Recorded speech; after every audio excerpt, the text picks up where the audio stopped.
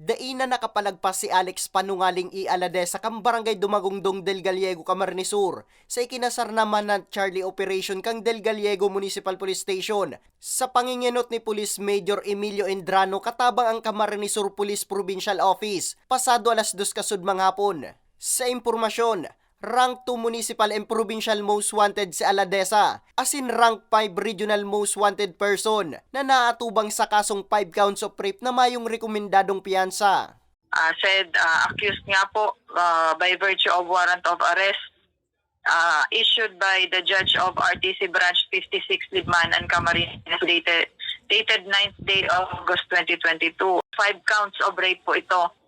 Na-recover man sa posisyon kan sospek ang sarong kalibre 38 badil na kargado ning anum na bala. So wala rin pong trademark yung baril and the arrest record po one alternative recording device. Waiting din po tayo ng result sir sa FEO doon sa firearm verification niya po.